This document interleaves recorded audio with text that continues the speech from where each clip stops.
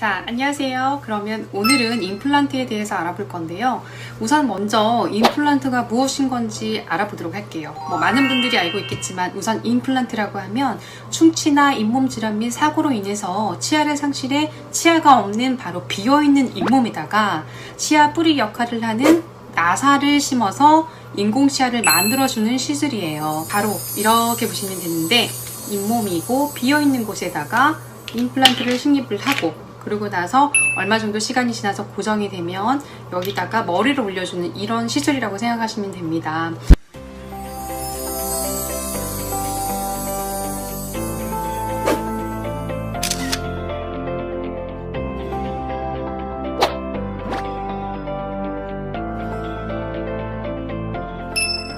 임플란트라고 하는 것은 어쨌든 이식을 하는 거라고 생각하시면 되세요. 성형외과에서는 유방 임플란트라든지 코에다가 보형물을 넣는다든지 이런 것들이 모두 다 임플란트라고 생각을 하시면 되고요.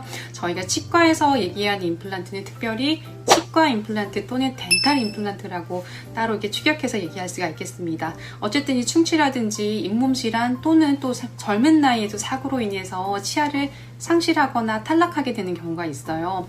이런 경우에 영구치가 비어있는 잇몸에 치아 뿌리 역할을 하는 나사 같은 거를 심어서 인공치아를 만들어주는 시술이에요.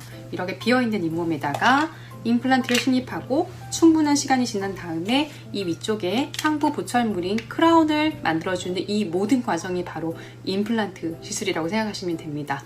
그런데 이제 작은 어금니나 앞니처럼 치아 뿌리가 한 개인 경우에는 우리가 발치를 하고 나서 바로 즉시 임플란트가 가능합니다. 또 큰 어금니라고 해도 주변뼈가 충분하거나 잇몸 상태가 나쁘지 않은 경우라고 하면 바로 임플란트가 가능한데 이런 경우를 발치 즉시 임플란트라고 부르게 됩니다.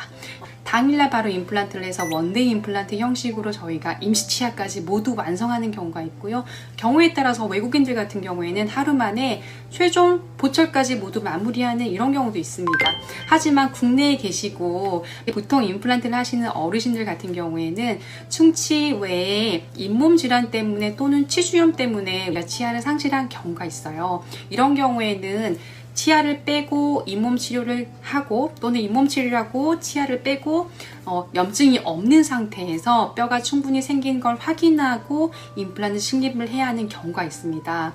경우마다 다르기 때문에 반드시 치과의사와 상의해서 내가 수술하는 과정을 결정해야 하고요. 그리고 이런 경우에는 발치를 하고 짧게는 한 달, 길게는 한 3에서 6개월, 심지어는 1년까지도 기다려야 하는 경우가 있기 때문에 반드시 치아를 빼기 전에 잇몸 치료가 필요한 경우에 잘 따라주셔야 하고요. 그리고 이를 빼고 나서 불편하겠지만 이 기간 동안에 임플란트를 너무 성급하게 심게 되면 얼마 쓰지 못하고 상실하게 되거나 역시나 염증이 남아있어서 우리가 뼈이식을 하거나 임플란트를 식립한 게 잘 고정이 되지 않을 수가 있기 때문에 이런 부분도 신중하게 잘 결정하는 것이 좋습니다. 그리고 가끔씩 임플란트를 심었으니 이제 바로 씹고 뜯고 맛보고 즐기는 이 과정을 할 수 있나요? 라고 물어보시는 분들이 있는데요. 이제 앞니라든지 작은 어금니 같이 또 씹는 기능이 조금 적은 치아들이 있어요. 이런 경우에는 바로 제가 아까 말씀드렸던 원데이 임플란트라고 해서 이제 우리가 임시치아를 달거나 최종 보철물까지 이렇게 달아드리는 경우도 있어요. 그런데 만약에 충분한 고정력이 발생하지 않은 상태에서 치아를 일반 치아처럼 씻게 된다라고 하면 얼마 지나지 않아서 탈락할 수 있기 때문에 우리가 이제 충분히 기다리고 고정이 되는 시기를 잘 보셔야 하고요. 보통 이제 우리가 치과 논문에서는 상악 밑벽, 위턱뼈 같은 경우에는 한 6개월에서 6개월 정도 기다리는 것을 권장하고요. 아래 같은 경우에는 한 2개월에서 4개월, 평균 한 3개월 정도 기다리면 정상적인 기능을 할 수 있는 뼈 고정 상태가 되게 됩니다. 또한 혹시라도 뼈이식을 하거나 상악동 거상술이라고 해서 좀 고난이도의 그리고 다량의 뼈를 이식하는 경우라고 하면 뼈가 완전히 굳고 모양을 잡을 때까지 그리고 충분한 적절한 강도를 할 수 있을 때까지 기다리는 시간이 조금 더 소요가 되는데 한 달에서 2달 그리고 좀 길게는 6개월에서 12개월까지 기다릴 수 있기 때문에 이 부분 또한 정기적인 검진을 받으면서 치과 의사가 엑스레이를 찍어서 현재 고정 상태를 확인하고 그리고 또 임플란트 임플란트의 고정 상태를 확인할 수 있는 정밀 기구가 있습니다. 이걸 통해서 내가 충분히 저작 활동을 할 수 있는 기능이 됐는지 확인하면서 그 다음 단계를 진행하는 것이 좋습니다. 물론 치아를 상실하셨기 때문에 하루라도 빨리 치아가 있으면 좋겠다고 생각하겠지만, 우리가 생각할 때 임플란트는 뼈에다가 식립을 하고 이게 바로 뼈와 유착이 될 때까지 충분한 시간과 고정력이 필요하기 때문에 오래 쓰시려고 하면 이 짧은 기간은 사실 뭐 한 달, 두 달 길다고 생각하실 수도 있지만, 나중에 쓸 시간 10년, 20년 그리고 더 오랜 기간을 생각한다라고 하면 이 기간이 짧기 때문에 잘 참고 견디는 과정이 반드시 필요합니다. 그리고 제가 설명드릴 때 임플란트 정말 반영구적으로 사용할 수 있다라고 설명드립니다. 실제로 여러 가지 연구 결과에서 50년, 60년 이상 사용을 했는데 이 정도면 굉장히 오래 썼다라고 보시면 되는데, 왜냐하면 전체 임플란트 역사 자체가 5, 60년밖에 되지 않았기 때문에 거의 반영구적으로 구강 내에서 있을 수 있다라고 생각하시면 됩니다.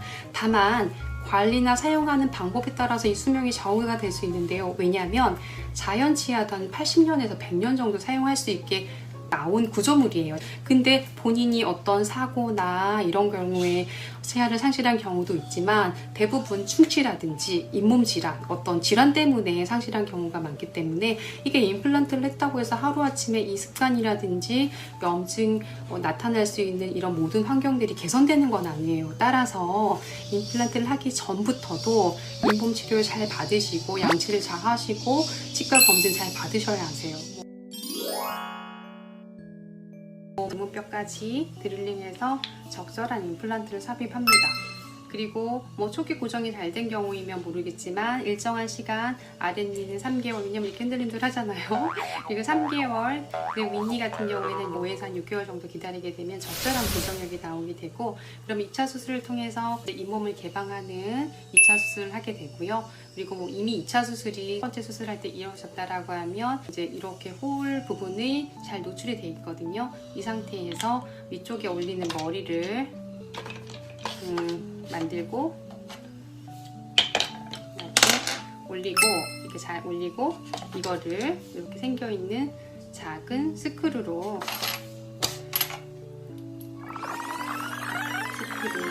드라이브를 이용해서 조이게 됩니다.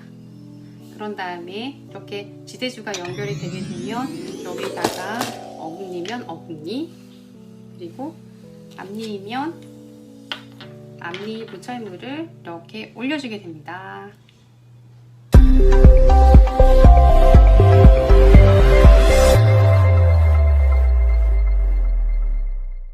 그러다 보니까 이 머리에 해당하는 부분과 지대주 부분과 잇몸 속에 들어있는 임플란트로 나누게 되는 거거든요. 그래서 여러분들에게 보철물 장착 후의 주의사항을 이것 때문에 알려드리게 됩니다. 이렇게 각각의 구조들이 문제가 생기는 경우도 있고, 그리고 이렇게 됐을 경우에는 그 문제가 생긴 부분만 교체를 했기 때문에 굉장히 장점이기도 하고요. 반대로 이렇게 나사구조로 되어 있다 보니까 하나가 문제가 생겨도 연결고리에 따라서 다른 부분에 문제가 나타날 수 있기 때문에 임플란트를 하고 나서 면밀하게 관찰하고 정기 체크를 꼭 잘 받으셔야 된다는 거 잊지 마세요.